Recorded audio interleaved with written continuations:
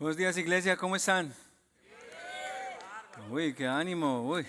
Así es que, buenos días, iglesia, mi nombre es Luis Santa Fe, para los que no me conocen. Eh, y quería tomar este momento para aclarar acerca de mi nombre, porque a veces hay confusión, ¿no? Unos me dicen Luis Santa Fe, otros me dicen Lucho Santa Fe, otros me dicen Luchito, no sé, ¿cierto? Pero de preferencia, Lucho para todos ustedes. Es más, Luis. No lo usaba muy a menudo en Colombia, pero al llegar acá a Estados Unidos, pues como solo podemos usar un nombre, dijeron, bueno, Luis, para todo el mundo, lo cual me gusta, pero pues me siento más en confianza, ¿no? Desde que tengo uso de razón, siempre me han dicho, Lucho, Luchito, quédate quieto. Entonces, para ustedes, Lucho está bien. Eso sí, quiero aclarar algo. Nunca, pero nunca se te va a ocurrir a decirme Luis Alejandro. No, ese sí no. Porque voy a pensar que mi papá y mi mamá me están llamando la atención, que no hice los quehaceres del hogar y mi esposa me está llamando la atención. Así es, ¿no? Sé por qué en Sudamérica o en Colombia les gusta poner dos nombres a los hijos, pero yo creo que aquí nos da la respuesta para poderles llamar la atención cuando se necesita. Luis Alejandro, no tendió la cama. Ella o yo, ok, papi, gracias. Entonces, así es. Pero nada, solo quería romper el hielo de esta manera para contarles una historia que eh, tengo ahí en mi mente y siempre Dios me la trae a colación. Pero esta historia me pasó hace 20 años. Aproximadamente yo tenía 22, 23 años. Llevaba más o menos año y medio de estar estudiando en un seminario la palabra y estaba tratando de hacer las cosas bien. Entonces en mi iglesia donde estaba en ese momento me dijeron, ok, pues Lucho, ¿por qué ya que estás estudiando en el seminario y trabajando en tu vida, por qué no nos diriges los jóvenes? Y yo, sí, claro, pastor. Entonces, yo dirigía a los jóvenes adolescentes más pequeños, dirigía a los jóvenes de la middle school y también dirigía a los jóvenes de ya terminando el bachillerato y los jóvenes adultos. Teníamos varios grupos ahí donde hacíamos de todo, campamentos, etcétera. Y un joven de otra iglesia, él tenía una pasión, era amigo de nosotros, tenía una pasión enorme por la música. A él le encantaba la música en todos los estilos, de todos los modelos, obviamente música que tuviera un mensaje cristiano. Entonces a él le gustaba, él nos introdujo a Marcos Witt, a otros cantantes contemporáneos de la época, porque donde yo crecí solamente cantábamos himnos y coritos y no sabíamos lo que era ese tipo de música, y él siempre nos daba CDs y nos daba música de ese tipo, le encantaba. En una ocasión me invitó a un evento a mí y a otros líderes.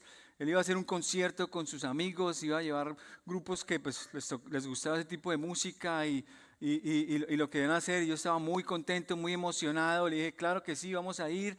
Me preparé, me dijo, Lucho, ¿por qué no me ayudas con el mensaje? Vamos a hacer concierto a mitad, tú puedes predicar, enseñar y esto y que lo otro. Y dije, claro, vamos. Así que un grupo de líderes, supuestos líderes, fuimos al evento. Solamente había un pequeño problema. Ese problema era que yo era un tipo muy orgulloso. Un tipo que estaba todavía con muchas falencias en ciertas áreas espirituales. Entonces yo miraba a todo el mundo por encima y yo me creía más que los demás. Y oh sorpresa, cuando llegamos a este evento, a este concierto y empezamos a ver que la música no era lo que yo esperaba, que la música era otro tipo de música, aunque con un mensaje sano y alentador para los jóvenes, las personas y los jóvenes que estaban ahí no estaban vestidos como yo quería que se vistieran. Entonces, ¿qué pasó? El grupo de líderes y yo que estábamos ahí, yo empecé a juzgar a diestra y a siniestra a todo el mundo. Juzgué a mi amigo, juzgué a los que cantaban, juzgué a los que asistían, juzgué a todo el mundo. Yo miraba a todo el mundo por arriba de mis hombros. Y qué orgulloso y equivocado estaba. Es más, fue tanto el orgullo y fue tanto lo que el prejuicio que tiramos ahí, que los líderes que estuvimos ahí, calladamente, silenciosamente, nos salimos sin que ellos se dieran cuenta y nos fuimos a jugar boliche ahí cerca donde estaba el evento. Y allá jugando el boliche, nosotros nos creíamos los más espirituales y, ay, ¿cómo la hicimos? Míralos, cómo los dejamos ahí. Pero qué equivocado estaba. ¿Sabes? Si yo pudiera devolver el tiempo a un evento, ese sería el evento y yo le pediría al Señor que me llevara de vuelta a este tiempo para yo poder hacer las cosas de una manera diferente. ¿Qué oportunidad perdí? ¿Qué oportunidad perdimos de mostrar amor a las personas, a los jóvenes, llevar su palabra? Perdimos esa oportunidad simplemente por el orgullo, por el orgullo. Yo era un hipócrita, era una persona que no vi más allá y no vimos más allá de nuestras narices. ¿Y por qué voy a colación con esta ilustración? Porque precisamente el pasaje que hoy vamos a estudiar nos va a hablar acerca de el juzgar a otros. Y es que somos personas rápidas para juzgar a otros, pero lentos para examinarnos a nosotros mismos. Y así está el título del mensaje del día de hoy. No te apresures para juzgar, apresúrate para autoexaminar. Y es que Jesús abarca y aborda este tema en un fragmento de los que él enseñó en el Sermón del Monte, en Mateo 5 al 7, hay una parte en el capítulo 7 donde él abarca este tema de juzgar. Y es más, lo hacen en 2 evangelios, lo tienen registrados, en Mateo y en Lucas. Y hoy quiero que tú me acompañes a escuchar a Jesús lo que él tiene que decirnos acerca de este tema. Es un tema relevante para todos nosotros. No importa si eres cristiano de muchos años, no importa si a lo mejor acabaste de conocer al Señor o estás explorando lo que es el cristianismo, o a lo mejor tú no sabes ni qué es eso y te invitaron hoy por primera vez. Te puedo garantizar de que tú puedes aplicar eso que vamos a ver a tu vida cotidiana. ¿Por qué digo eso? Bueno, ahí va la pregunta del millón. Y quiero que aquí seas honesto conmigo. ¿Cuántos de nosotros tenemos Facebook o algún tipo de red social, Instagram, TikTok, o a lo mejor un grupo en el WhatsApp o un grupo de los que hacemos parte en los mensajes de texto? Si no me equivoco, a lo mejor la mayoría, todos pertenecemos en cierta u otra forma a alguna de estas plataformas. ¿Y cuántos de nosotros, siendo honestos, a menos que sea solamente yo, que somos los primeros en entrar al Facebook o alguna plataforma y juzgar las publicaciones de nuestros amigos? ¿Cierto, sí o no? Solo Polo se rió, a él le pasa y a mí también. A Polo y a mí nos pasa, pero es así, ¿cierto? Siempre por X o Y motivo lanzamos juicios rápidamente sin saber. Puede ser en un post o puede ser en un mensaje de texto, en el grupo, y así nos la pasamos. No falta por ahí la hermana, ay, mira, se hizo la liposucción. Fijo se hizo la liposucción. Y resulta que es que la hermanita ha dejado de comer, o la amiga ha dejado de comer, ha hecho ejercicio, está yendo al gimnasio. De ahí voy yo también le digo, y el esposo también, porque mire, los está bien, ¿cierto? Y resulta que es que los dos están a lo mejor cuidándose, haciendo ejercicio, trabajando. ¿O cuánto nos ha pasado? Ahí está ahora plataforma para la gente que tiene negocios de LinkedIn. Mírelo, ahí subió de puesto. Fijo, tenía palanca, lo ayudaron, alguien le ayudó ahí, conocía a alguno en la compañía y por eso que subió a esa posición. Pero resulta que no. Que a lo mejor esta persona ha pasado los últimos 6 meses del año estudiando, haciendo sus certificaciones, trabajando y merece todo el crédito por hacer ahí. Es más, si así no fuera nosotros, ¿qué? Pero ahí estamos nosotros simplemente juzgando a los demás. Y esos son algunos ejemplos, pero tú puedes ahí hacer la lista. Aquí nos podemos pasar el resto del tiempo que tenemos, 1 o 2 horas hablando de ejemplos de cómo somos rápidos para juzgar. Ya sea en las redes sociales, ya sea con personas que conocemos, amistades, amigos, personas con las que hacemos vida mutuamente, ahí estamos listos y rápidos para juzgar. Ahora bien, quiero que me acompañes a leer lo que dice Jesús acerca de este tema en Mateo 7, 1 al 5. Así que si pueden abrir sus Biblias, prenderlas o va a estar en la pantalla también. Mira lo que dice Jesús acerca de este tema. No juzguen a nadie para que nadie los juzgue a ustedes. Porque tal como juzguen se les juzgará y con la medida con que midan a otros se les medirá a ustedes. ¿Por qué te fijas en la astilla que tiene tu hermano en el ojo y no le das importancia a la viga que está en el tuyo? ¿Cómo puedes decirle a tu hermano, déjame sacar la astilla del ojo cuando ahí tienes una viga en el tuyo? Hipócrita. Saca primero la viga de tu propio ojo y entonces verás con claridad para sacar la astilla del ojo de tu hermano. No den lo sagrado a los perros, no sea que se vuelvan contra ustedes y los despedacen, ni echen sus perlas a los cerdos, no sea que las pisoteen. Y este pasaje por sí solo, al leerlo rápidamente, podemos darnos cuenta hacia dónde Jesús está dirigiendo la conversación, ¿cierto? El de no juzgar. Pero al estudiarlo profundamente y detenidamente y detenernos a analizar algunas palabras, podemos extraer su máximo provecho, su máximo contenido. Como mencioné al inicio de este pasaje, fue un fragmento de lo que Jesús predicó en el Sermón del Monte en 3 capítulos, 5, 6 y 7 de Mateo.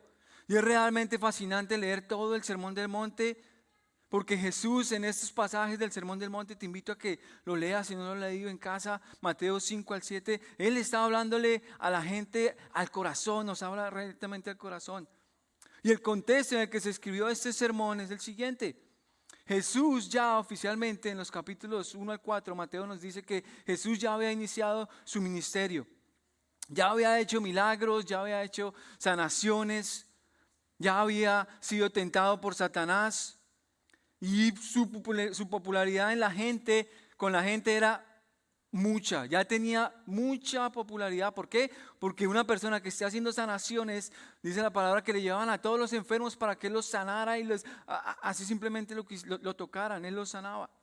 Dice Mateo 4:25, dice que grandes multitudes seguían a Jesús de todas partes de la región. Eso quiere decir técnicamente en ese momento todo el mundo. Judíos o no judíos, de todas las regiones de la época seguían a Jesús, grandes multitudes le seguían. Toda persona que quería escuchar y seguir a Jesús tenía la oportunidad, toda persona. Mateo 5:1 nos dice lo siguiente: al ver que las multitudes se reunían, Jesús subió a la ladera de la montaña, Mateo 7:1, a la ladera de la montaña, y se sentó. Sus discípulos se juntaron a su alrededor y comenzó a enseñarles. Es Mateo 5:1, recién inicia el Sermón del Monte. Sé que las multitudes eran tantas que Jesús estaba rodeado de sus discípulos, de la gente, y dijo: vamos a subir aquí a este cerrito, a esta montaña. Se sentó ahí, la gente se subió al monte, la gente se sentó y él comenzó a enseñarles, a predicar. Algo que me gusta de este sermón, o según los comentaristas y lo que ellos dicen, es que no es que lo que nosotros leemos en 2, 3 capítulos fue una combinación de algo así que él predicó en 1 hora, 2 horas. No, eso fue la recopilación de varios días de enseñanza de Jesús. O sea que la gente iba ahí a escuchar a Jesús, y Jesús en esos fragmentos de Mateo 5 al 7 les da ciertas enseñanzas. Y cabe notar que Jesús en repetidas ocasiones en este sermón nos habla de no fijarnos en lo que hacen los demás, pero fijarnos en lo que hacemos nosotros. Es alrededor de todos los 3 capítulos, técnicamente esa es lo que Jesús está diciendo. Y él compara la forma religiosa o los religiosos del momento, lo que hacían, y les dice cómo es que realmente lo deberían hacer. Hay varios ejemplos. Por ejemplo, en el sermón dice que cuando demos a los necesitados, dice: no lo hagas para que otros se den de cuenta. No les des a los necesitados y estés ahí diciendo: ay, mira, les di esto a ellos. O hagas bombos y le cuentes a todo el mundo que diste, ¿cierto? Simplemente hazlo en silencio, que no sepa tu mano derecha lo que da tu izquierda.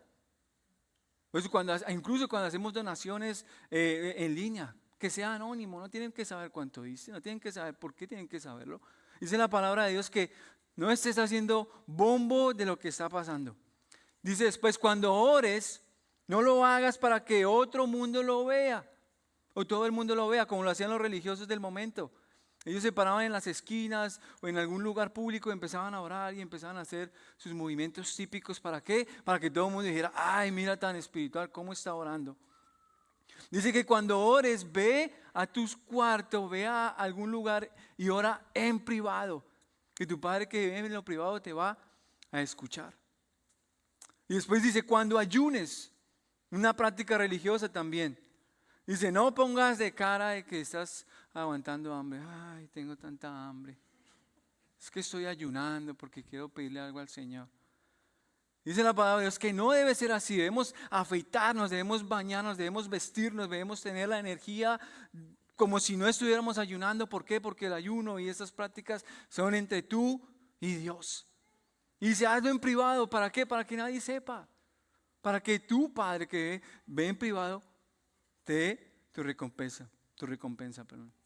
En conclusión, Jesús está diciendo, aquí quiero que lo apuntes, no está en la pantalla, pero Jesús está diciendo que el ser espiritual no tiene nada que ver con los demás, pero sí en lo que ve Dios. El ser espiritual no tiene nada que ver con lo que los demás ven, sino con lo que ve Dios. Tú puedes decir que eres muy espiritual porque haces y deshaces y la gente te ve y a lo mejor te ven sirviendo y te ven haciendo, pero eso no revela realmente tu corazón. Lo único que ve el corazón es Dios y lo ve en lo secreto. Así que lo espiritual no tiene nada que ver con lo que ven los demás de ti, sino en lo que ve Dios. Y aquí cuando llegamos después de este sermón al capítulo 7, ahora Jesús también les dice a sus discípulos después de hacer todas estas comparaciones, no se crean tampoco ustedes mucho más que los demás. No se crean que son mejores. ¿Para qué? Para que juzguen a otros. Y mira aquí, empezamos en el texto, Mateo 7, 1 al 2. Dice, la primera palabra que quiero que le pongan atención. No juzguen a nadie para que nadie los juzgue a ustedes. Porque tal como juzguen se les juzgará y con la medida con que midan a otros se les medirá a ustedes. No juzguen. La palabra ahí para extraer es crino. Esa palabra en el griego se escribe crino con K. Y esta palabra quiere decir distinguir. Quiere decir que distinguimos algo. Quiere decir que decidimos, ya sea mental o judicialmente, en algo, en algún asunto o persona. Aquí en este contexto no se está hablando de algo judicial, porque no habla de eso, pero sí está hablando de algo que hacemos en nuestra mente. Entonces quiere decir que cuando hacemos crino, cuando distinguimos, cuando decidimos en nuestra mente sobre un asunto o algo, ahí está la cosa. También tiene una connotación de tomar y sacar algo aparte y ponerlo al lado y dar nuestra opinión personal sobre un asunto o sobre algo. Aprobamos o desaprobamos algo. Lo tomamos, lo sacamos, damos una aprobación o una desaprobación.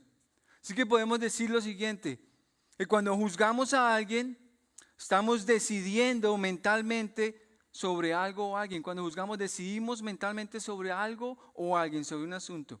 Lo separamos a un lado para dar nuestra opinión de aprobación o desaprobación. ¿Sí es? Cuando yo juzgo de algo es porque yo en mi mente decidí sobre esa persona o sobre ese asunto, lo tomé a un lado y ya aprobé o desaprobé lo que hizo. Yo tomé la iniciativa en mi mente de hacer ese proceso. Y Jesús, ¿qué nos dice en ese contexto? No decidan o opinen sobre algo o alguien. ¿Para qué? Para aprobar o desaprobar, para que eventualmente no lo hagan contigo. Cuando nosotros juzgamos a alguien, dice, no juzguen, ¿para qué? Para que no sean juzgados. No decidamos ya en nuestra mente o sobre algún asunto que a lo mejor no sabemos y demos nuestra opinión de aprobación o desaprobación. No lo hagan, ¿por qué? Porque corremos el riesgo de que también lo van a hacer con nosotros. Mira lo que dice, ese es el primer punto que quiero que pongamos atención. No te apresures a juzgar para que no seas juzgado, según lo que vimos en el versículo. Mejor muestra compasión, amor y empatía.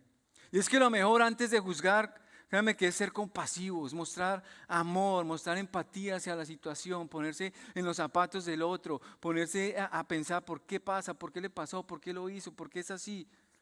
Es una historia que les conté al principio. ¿Cómo hubiera sido el resultado final si yo hubiera tomado amor y empatía y hubiera realmente, no hubiera tomado el lugar de Dios en ese momento de juzgar, sino haber mostrado amor? Todavía sigo, esa es de las cosas que más todavía me arrepiento. Digo, ¿por qué no usé los dones y talentos que Dios me dio para poder dar amor y haber ayudado a otros, especialmente ese día? Pero perdemos las oportunidades de mostrar amor porque nos apresuramos a juzgar. No podemos mostrar amor en una situación, ¿por qué? Porque somos rápidos para juzgar. Y perdemos la oportunidad, a veces una en 1,000,000, como me pasó a mí. Nos apresuramos para dar juicio en vez de mostrar amor, compasión y ser empáticos. Dice Mateo 1 y 2, la siguiente palabra que quiero que veamos, dice, Vuelvo a leer todo el versículo. No juzguen a nadie para que nadie los juzgue a ustedes, porque tal como juzguen se les juzgará y con la medida que midan a otros se les medirá a ustedes. Y esa palabra medida que está ahí subrayada es muy importante porque en el original es metron, metron. De donde viene la palabra ¿qué? Metro. Donde la usamos, y todos sabemos para qué se usa un metro. Una cinta de medir, para medir, ¿cierto? Para tomar una medida específica. Pero aquí en este pasaje lo interesante es que cuando Jesús la usa, la está usando para identificar una vara gradualmente que ya ha sido graduada para medir. Dice una vara ya graduada para medir, o sea que es una vara, una medida que yo ya decidí. Yo ya usé mi medida, yo ya puse una vara que ya está gradualmente medida. Quiere decir que ya la medida ha sido determinada y que tú crees por X o Y motivo que le das la medida a esa persona, a esa situación, a ese episodio. Tú le das la medida que eso merece cuando juzgas. Fácilmente lo podemos ilustrar de esta manera. ¿Quién es nuestro creador? Dios, ¿cierto? Dios nos creó y dice la palabra que Dios creó a hombre y a mujer, a todos, ¿por qué? Por igual, ¿cierto? Todos somos igual ante los ojos de Dios. Dios nos ve a todos por igual. No nos ve distintos, hombres y mujeres, todos iguales. Pero nosotros muchas veces consideramos a los demás, les damos una medida. No tú, mi medida para ti es esta. Yo estoy aquí, tú estás acá. Yo estoy arriba, tú estás abajo. Yo soy mejor que tú no eres aquí. Pasa a menudo, ¿cierto? Con nuestros propios hijos. Vamos a los deportes y el hijo de alguien más se equivoca. Mi hijo lo hubiera hecho mejor. Él sí patea, él tiene una derecha que él la saca del estadio, ¿cierto? Y nos juzgamos y rápidamente damos juicio. O podemos decir, no, mi hijo no hubiera hecho eso, yo lo he educado de esta manera. Miren esos papás. Somos rápidos, nos apresuramos para poner la medida. Es la medida que yo creo que le ponemos. Así, eso quiere decir este pasaje. Y aquí va el segundo punto. No te apresures a comparar a otros. ¿Para qué? Para que no te comparen a ti. No te apresures a comparar a otros para que no te comparen a ti. Muestra humildad y gracia. Muestra humildad y gracia. Es lo que dice Mateo 7, 2 al 4. Dice, porque tal como juzguen se les juzgará y con la medida con que midan a otros se les medirá a ustedes. ¿Por qué te fijas en la astilla que tiene tu hermano en el ojo y no le das importancia a la viga que está en el ojo tuyo? ¿Cómo puedes decirle a tu hermano, déjame sacar la astilla del ojo cuando ahí tienes una viga en el tuyo? Y qué interesante este versículo 3, que Jesús hace una comparación bien peculiar acá. Porque cuando habla de la astilla, quiere decir que algo es como un polvo de aserrín, es como una mota, es algo diminuto, algo que casi no puedes percibir. Haz de cuenta como el aserrín, como el polvo, que es difícil de, algo muy peculiar. Pero la viga, cuando dice la viga, es algo de gran tamaño, literalmente es una viga, algo que está obstaculizando que tú puedas ver, que puedas caminar. Y lo interesante aquí es que dice, ¿por qué te fijas en el mugrecito, en la astilla, en esa cosa tan diminuta, en los demás, y no te fijas en la pared que tienes enfrente tuyo que no te deja caminar? Qué interesante. Es un contraste bien bonito. ¿Por qué? Lo interesante es que el patrón que muchas veces usamos haciendo esta comparación son con las propias luchas y pecados que vemos reflejados en nuestra vida, que no tenemos humildad para reconocer que estamos trabajando y que necesitamos trabajar en ellos. Cuando tú juzgas a otro, muchas veces este patrón pasa, cuando ves la astilla en el otro, es porque tú mismo estás luchando y tienes batallas con eso. Pero no tienes humildad, no puedes ver más allá. ¿Por qué? Porque hay algo ahí que no te permite ver que tú también necesitas trabajar en ello. No la tenemos. Esto le pasó a alguien que nos dice la palabra de Dios, al rey David. Ustedes conocen, si han leído, y si no, bueno, aquí lo vamos a presentar. El rey David tuvo una aventura con una mujer. No era su esposa, era la esposa de alguien más, de Urías. David embarazó a la esposa de Urías Después, cuando vio que Urías que no pudo hacerlo responsable, porque él quería, como decimos en Colombia, meterle gato por liebre, es mi hijo, pero Urías, tú hazte cargo de él. Cuando el rey David no pudo hacer responsable a Urías del embarazo de la esposa de él, finalmente, ¿qué hizo? Lo puso y lo mandó poner al frente de batalla para que los enemigos después lo mataran. Y eso fue exactamente lo que pasó. Y hay una historia aquí en 2 de Samuel que nos registra el profeta. Miren lo que dice acerca de esto. Lo que la leamos juntos. Dice: el Señor envió a Natán para que hablara con David. Cuando se presentó ante David, le dijo: 2 hombres vivían en un pueblo. El uno era rico y el otro pobre.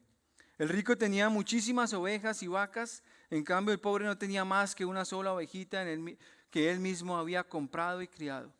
La ovejita creció con él y con sus hijos. Comía de su plato, bebía de sus vasos y dormía en su regazo. Era para ese hombre como su propia hija.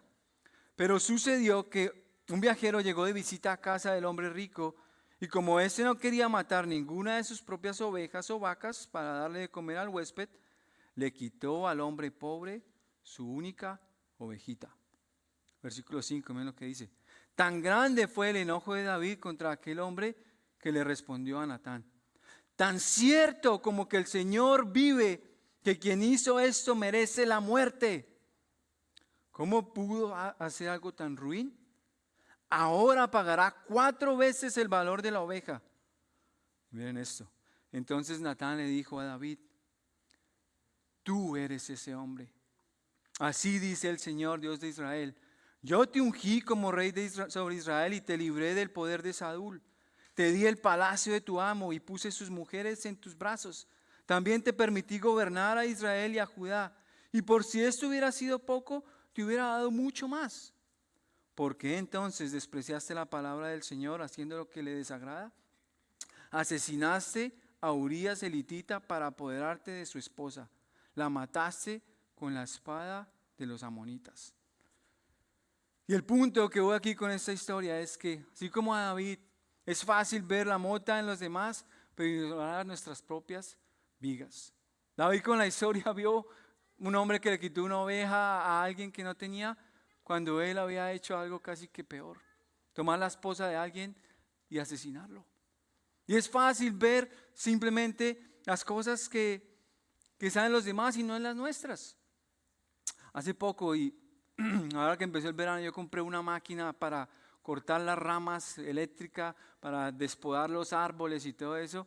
Yo compré eso, fui a mi casa, me puse mis gafas de seguridad y empecé a cortar y todo eso. Pero uno de los objetos, una de las astillas, voló, entró por detrás de las gafas y se me metió en el ojo. A ver a cuánto les ha pasado. Yo fui rápido, me puse agua, pero ahí quedó como que, no sé si les ha pasado que cuando se lastiman un ojo queda esa sensación de como que está ahí, como no está ahí, pero por lo regular, ¿qué pasa? Al siguiente día se va.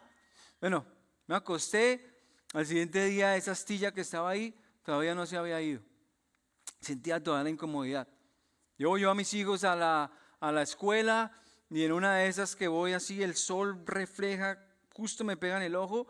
Cuando me dan el ojo, alcanzo a ver por el espejo que tenía un punto, una astilla clavada entre la córnea y alrededor de la córnea. Y yo dije, wow, eso está como muy profundo. Dame una amiga que trabaja en un centro de estos para la visión, me dijo: no, vente para acá, yo hago que te atiendan, esto, lo otro. Fui, allá cuando llegué, lo primero que hicieron fue ponerme una silla muy cómoda, me puse unas goticas, ya me acuerdo el color anaranjado, después me enteré que era anestesia, me la pusieron, tampoco me pusieron esa gotica, se me fue el dolor.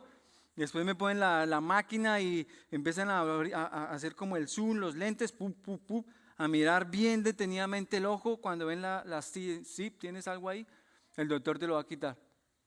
Y el doctor vuelve y me llevan a otro lugar donde está el doctor, me sientan en otra silla, luces así bien profundas, sus máquinas para ver bien en el ojo. Él se pone unos anteojos también donde magnifica todo, y con un copito de esos Johnson, simplemente me hizo así. En cuestión de segundos me quitó la astilla del ojo. Y dije, wow, ponte unas gotas y listo. Imagínate si el doctor, en vez de usar todos sus equipos, su luz, sus gafas, se pone detrás de una cortina, se pone detrás de una puerta y me dice, bueno, Lucho, venga, le voy a quitar la astilla de su ojo. ¿Cómo creen que yo voy a estar? ¿Creen que voy a dejarme hacer eso? Solamente me va a meter el copito por la nariz, por el ojo, me va a chuzar, me va a sacar el ojo. Obviamente que no. Porque necesita luz, necesita claridad, necesitaba ver bien para poder hacer ese procedimiento. Mismo que ahora aquí nos va a decir Jesús en el siguiente versículo, Mateo 7:5. Hipócrita, saca primero la viga de tu propio ojo y entonces verás con claridad para sacar la astilla del ojo de tu hermano. Y aquí algo que quiero que empecemos a cambiar el vocabulario es, muchas veces no debemos juzgar y no está mal tampoco algunas veces dar juicio. Pero más que dar juicio, yo quisiera decirle, usar el término restaurar. Porque muchas veces en vez de juzgar necesitamos es que restaurar. Pero para restaurar necesitamos ver claramente. Y aquí es donde entra este versículo a jugar. Dice, hipócrita, saca primero la viga de tu propio ojo y entonces verás con claridad para sacar la astilla del ojo de tu hermano. Y aquí esa palabra saca quiere decir, y en el original dice que es que expulsas, desechas, quitas, extraes. ¿Qué quiere decir esto? Que cuando yo puedo sacar, expulsar, extraer el pecado de mi vida, lo trabajo, lo quito, lo empiezo a mover a otro lado, lo empiezo a trabajar con el Señor y empiezo a sacar esas cosas, ¿qué dice después? Que puedo ver con claridad para sacar la astilla del ojo de mi hermano. Es el punto número 3. Apresúrate a autoexaminarte, así podrás sacar lo malo y poner lo bueno. Es que necesitamos autoexaminarnos, necesitamos reconocer nuestros pecados y nuestras debilidades, trabajar en ellos para después, con claridad, poder sacar la astilla del ojo de nuestro hermano. En la Nueva Traducción Viviente el término hermano lo traducen como amigo. Y me gusta este término cuando lo miré, significa más, en vez de hermano significa más amigo, porque amigo abarca a todo tipo de personas. No lo podemos limitar solo con los que tenemos comunión, no, a todo mundo aquí abarca. Y el versículo al final dice, verás con claridad, ¿para qué? Para poder ayudar. Cuando dice ves con claridad es recuperar la vista. Es que después de que tú has sacado lo malo, has trabajado con tu pecado, has sacado eso que está ahí, ahora ya puedes ver con claridad, porque ya trabajaste tu viga, para sacar ¿qué? Ese pequeño diminuto astilla o esa pequeña cosa en el ojo de tu amigo. ¿Para qué? Para que podamos ayudar también a otros. Este proceso mucha gente lo llama discipulado a fondo. El discipulado a fondo simplemente es un tiempo en el que tú tomas para estar con Cristo, para luchar con Él, para trabajar en tu corazón, para trabajar en tu vida, para sacar lo que está ahí que no está moldeado y limpiarlo, quitarlo. ¿Y qué? Y después tener la claridad, ver con claridad para poder ayudar también a otros. Aquí te tengo el nombre del programa que usamos aquí, del discipulado que usamos aquí. Se llama Celebremos la Recuperación. Un discipulado a fondo. Te invito a que investigues más del tema. Y ahí simplemente lo que vamos a hacer es que trabajar por un determinado periodo de tiempo en tu corazón para mirar en qué áreas de tu vida tienes que trabajar, tienes que quitar cosas, renovarte con la palabra de Dios para que cuando empieces a estar lleno del Espíritu Santo y tu vida empiece a producir cambio, después en humildad tú puedas ayudar a otros a restaurar. Y ahí sí tengas la autoridad para decir, oye, mira, yo pienso que vas por este lado, pero mejor, ¿por qué no vas por acá? Y empiezas a ayudar a restaurar. ¿Pero qué? Primero mira tu propia vida. Mira lo que dice Gálatas 6:1. Amados hermanos, si otro creyente está dominado por algún pecado, ustedes que son espirituales, que ustedes que ya sacaron lo que hay en su corazón, que ya trabajaron en la viga, deberían ayudarlo a volver al camino recto. ¿Con qué?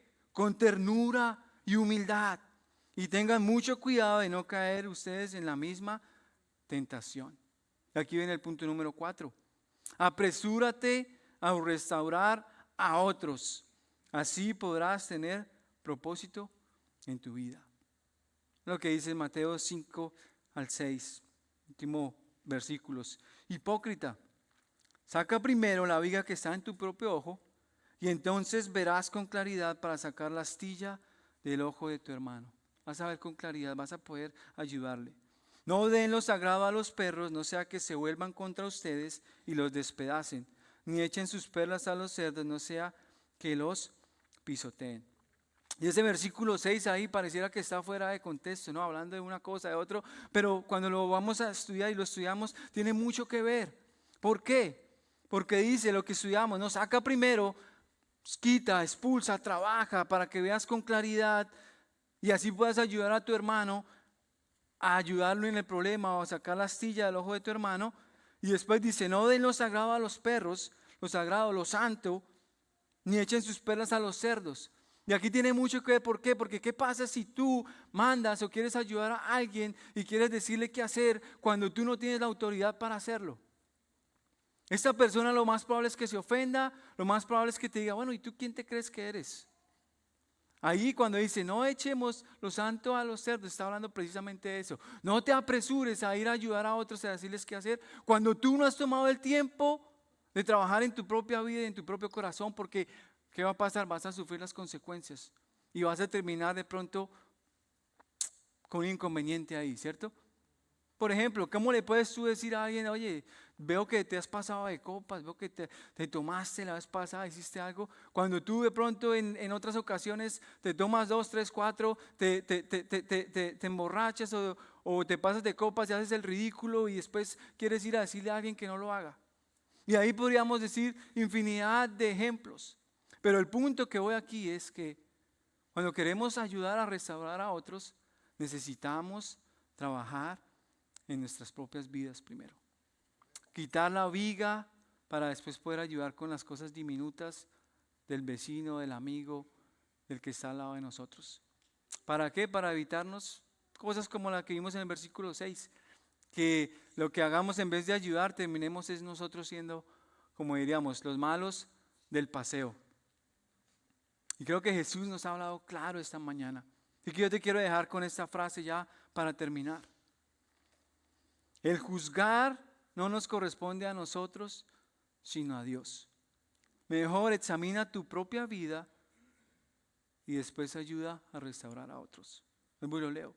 El juzgar no nos corresponde a nosotros, sino a Dios.